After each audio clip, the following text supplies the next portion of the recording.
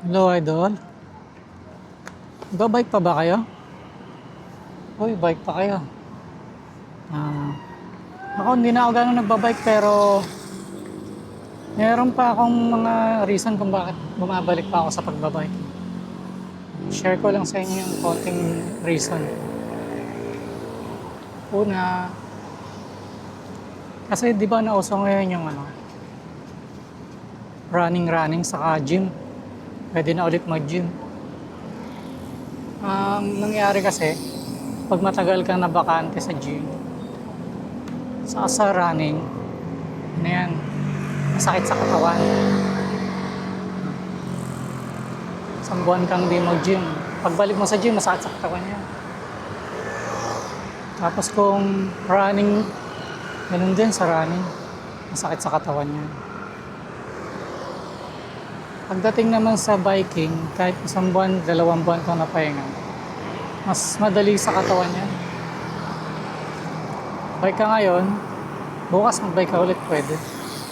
Hindi ganun kasakit sa katawan. Yung running nasubukan ko, 2-3 araw masakit ng katawan. Sa gym din, ganun. Pag sa gym, mas matindi. Matagal, 3 araw, 4 araw. So, yung advantage ng cycling, hindi ganun kasakit sa katawan. Tapos, eto rin, kunwari, nag-running ka. Nag-gym. Yung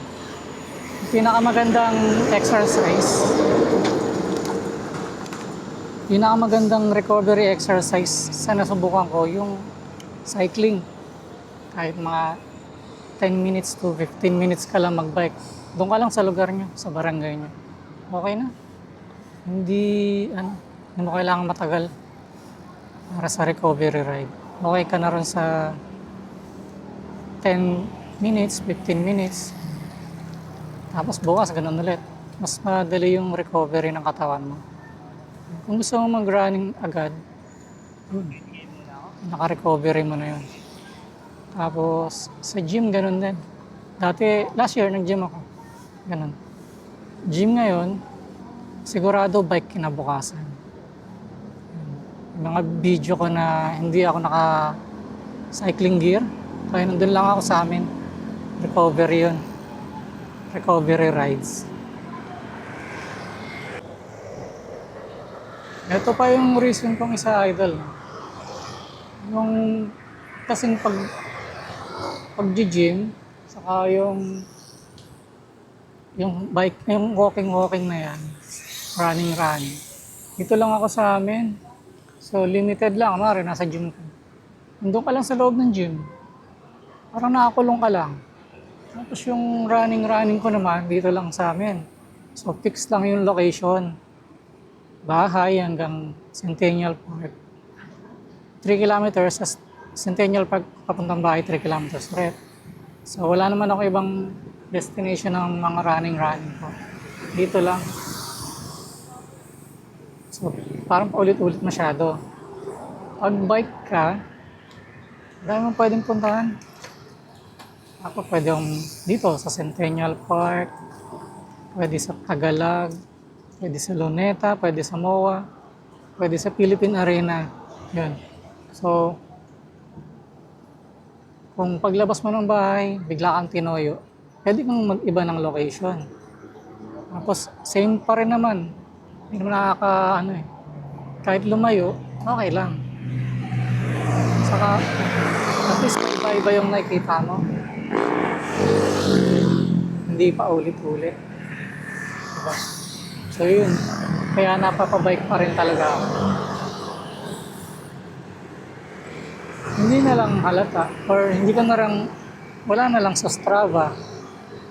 Kasi binenta ko na yung cycling computer ko. Kasi sabi ko, hindi na rin naman ako sobrang nagbabike. So ayun, yung reason ko pa isa. Diba?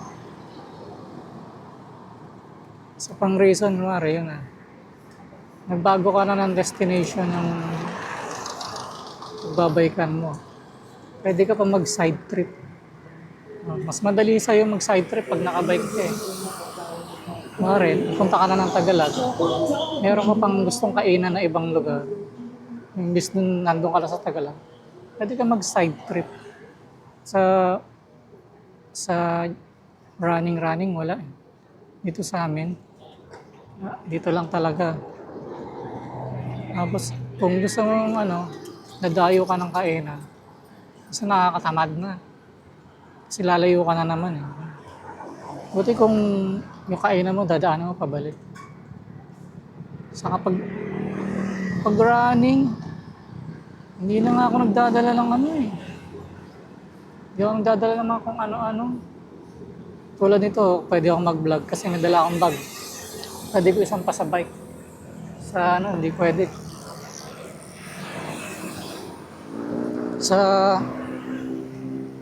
Sa running, hindi ka makakapagbitbit ng marami kasi mabigat. Nakaka-bad trip yung mabigat. Napapabike pa rin ako. Kaya kung kayo may bike pa kayo, try nyo pa rin mag-bike.